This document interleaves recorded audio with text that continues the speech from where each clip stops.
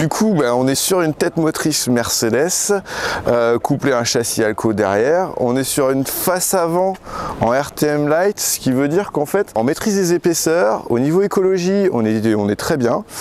Donc en fait, c'est une épaisseur constante de 3 mm partout sur toute la carrosserie, à l'avant et à l'arrière.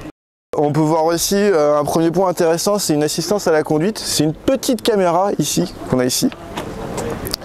Donc on a ces petites caméras sur chaque face du véhicule, à l'avant, à l'arrière, sur le côté gauche et le côté droit.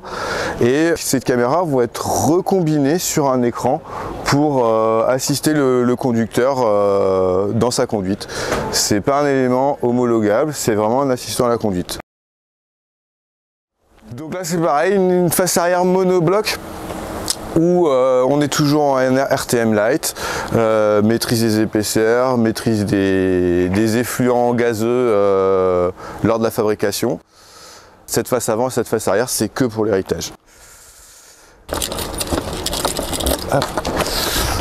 Donc on a reconçu l'ensemble du local électrique, on est sur quelque chose de très light en visuel pour l'utilisateur. Il peut faire ses contrôles rapides de fusibles, il a son coupe-circuit accessible rapidement et après en cas de maintenance, on arrive sur quelque chose où on a accès au reste de l'électricité, mais c'est vraiment là, c'est plus pour le concessionnaire. On a les batteries, les convertisseurs, les boosters. Voilà. L'ensemble des feux, c'est des feux full LED. On n'a pas d'halogène, pas de feu traditionnel, c'est que de la LED. Donc économie d'énergie et puis fiabilité dans le fonctionnement. Du coup, ici on a une soute traversante qui fait l'ensemble du véhicule. Donc là on peut mettre parasol, ski. Voilà. Hop, je vais tout vers celui-là.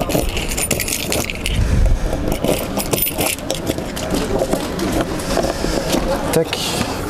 Donc ça c'est le local, on va dire technique, où on va retrouver tout ce qui est chauffage. Par contre le chauffage, ça va être un chauffage ALD de série.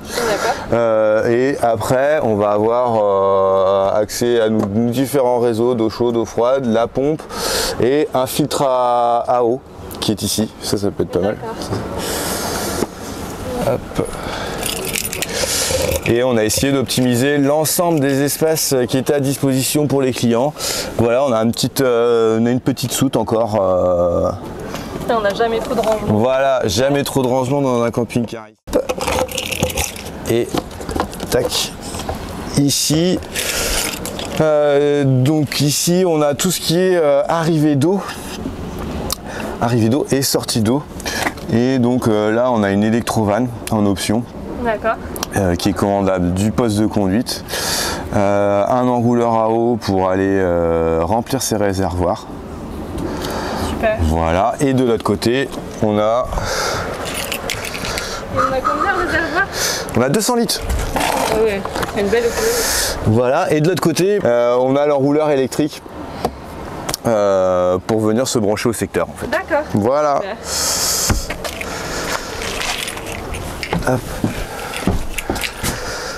Alors, donc du coup, sur l'intérieur, on a revu quelques petites choses. On a revu la partie haute du bloc cuisine. On a utilisé des portes galbées pour me ramener un petit peu de douceur dans tout ça. On a revu le coulissant ici, le coulissant haut. Et on a un premier élément qu'on voit ici qui est intéressant, c'est des interrupteurs sans fil, ce qui nous permet de câbler. Du coup il n'y a plus de câblage, donc on appaire les interrupteurs à un boîtier et puis c'est fini.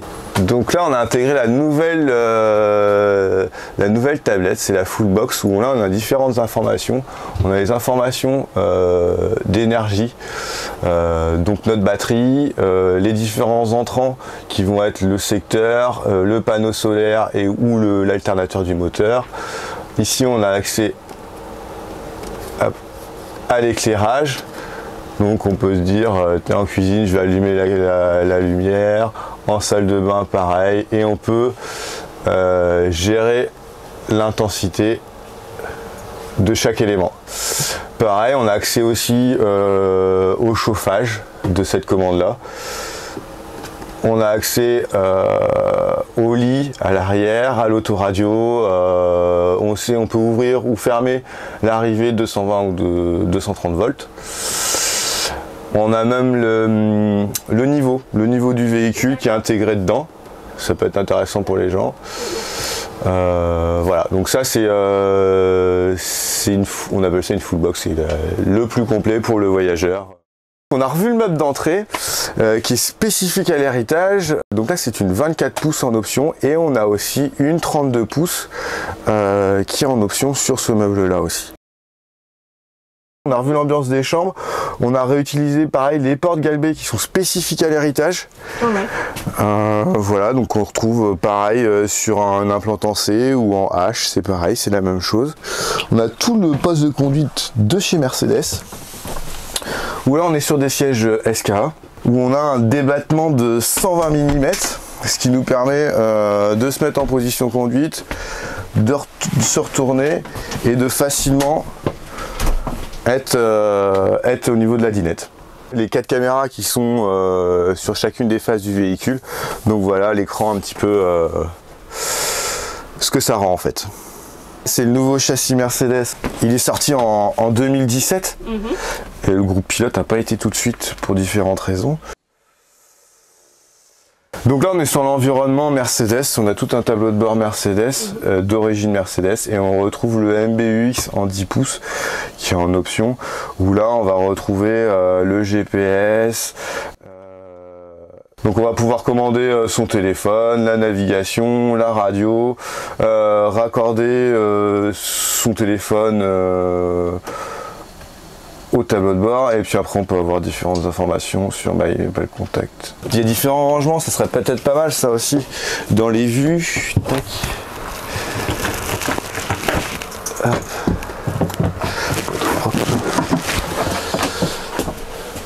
Ouais, génial, bah, c'est l'avantage d'avoir un double plancher. Hein. Ouais, voilà, ouais. Et d'isoler, l'avantage aussi c'est d'isoler les réservoirs du froid. Voilà. Et donc ici, tac. Hop. Voilà. Hop. Accès au réservoir.